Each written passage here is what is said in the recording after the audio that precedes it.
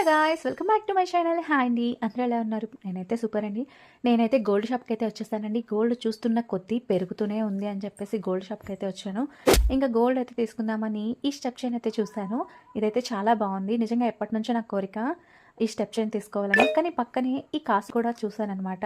ఇది కూడా చాలా బాగుంది. కానీ మనం అనుకున్న బడ్జెట్కి ఇదైతే ఎక్కువైపోతుంది. సో ఈ రెండిట్లో ఏం తీసుకోవాలి అని ఆలోచించే లోపలే 2 అవర్స్ అయితే అయిపోయింది.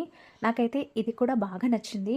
ఇంకా పాపకి నాకు యూజ్ అవుతుంది అనే ఆలోచన ఒక పక్క, ఇంకో పక్క బడ్జెట్ ఎక్కువైపోతుంది అనే ఆలోచన ఇంకొక పక్క.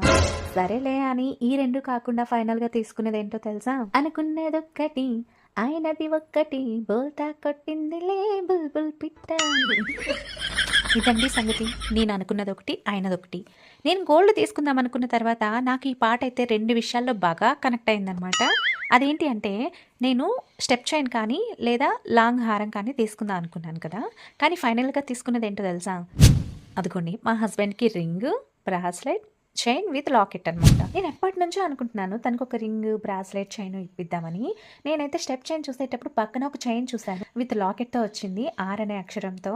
నాకైతే చాలా బాగా నచ్చింది. సరేలే, నేను నెక్స్ట్ టైం తీసుకుందాం అని చెప్పి తనకి అవైతే తీసేసుకున్నాను. ఇంకా రెండో విషయం ఏంటంటే, ఏ బంగారం రేట్ అయితే పెరుగుతుంది అని తొందరపడి మరీ తీసుకున్నాను, అదే బంగారం రేటు నేను తీసుకున్న సాయంత్రంకే పడిపోయింది అనమాట. అంటే ఒక పక్క నేను తీసుకుంటున్నాను, అప్పటికి 100 తగ్గుతూ వస్తుంది. అప్పుడే నేను కొంచెం ఆగాల్సింది, కానీ నేనైతే తీసేసుకున్నాను. నాకైతే గోల్డ్ బిల్లు వేసేసిన తర్వాత చాలా తగ్గిందనమాట.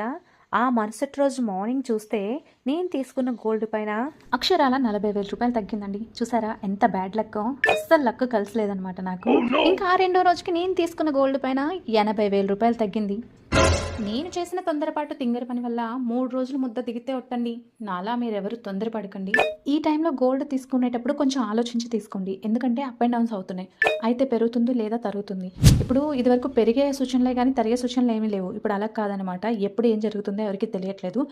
టోటల్గా అప్పటికి ఇప్పటికీ బంగారం మీద నేను పెట్టిన ఇన్వెస్ట్మెంట్కి అక్షరాల 80,000 రూపాయలు లాస్ అయిపోయాను. నా అనుభవంతో చెప్తున్నాను, కొంచెం ఆలోచించి కొనండి.